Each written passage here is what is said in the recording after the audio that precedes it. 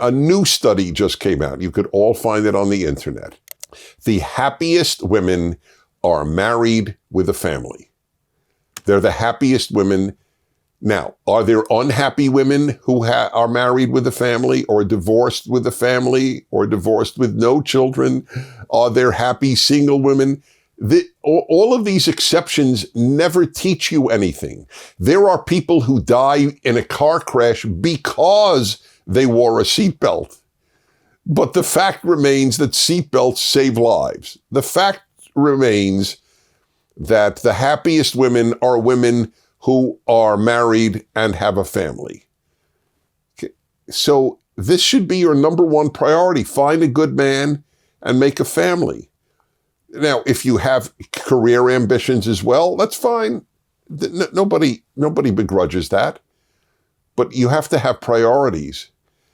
And your chances of finding a good man at 21 are generally better than at 31.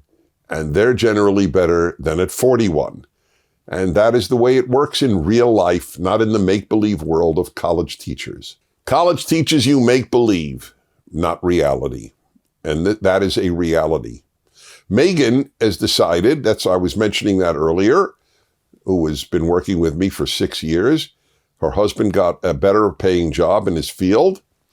He's in the medical arena, and he has got a better job in Georgia. They're moving to Georgia.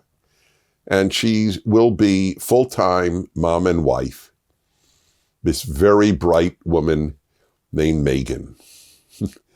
And I think that proves how bright she is.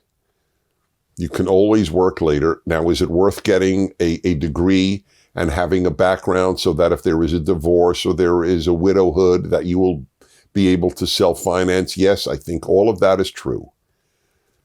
But that doesn't negate the great idea of getting the great help in your life. The question is so interesting to me because of that, and especially, as I said, you're attending a Christian college. I don't know why the Christian college has not emphasized this. Maybe it has, and I just don't know about it. But they should. If it's true to Christendom, it should be emphasizing that. God, the number of women who've called my show in the course of my career, 50 years old, they have a PhD, and they're the CEO of a company, and they make well into 6 figures, but they go back to an empty house. And they will go back to an empty house the rest of their lives, most probably. How exactly does a PhD and any other initials like CEO fill that hole in one's life? As for the men, say, well, why don't you say this to men? Of course I say this to men. Men, you want to grow up? Get married. That's a fact. If you want to grow up, by the way, a lot of people don't want to grow up, but if you do want to grow up, get married. And if you want to grow up on steroids, get married and have children. That was inculcated in me at such a young age. There wasn't a day in my life, probably from the age of 11, I don't think I thought of it much at 10, but I might have, that I ever even considered the possibility that I wouldn't have a family. And in other words, I wouldn't get married and have a family.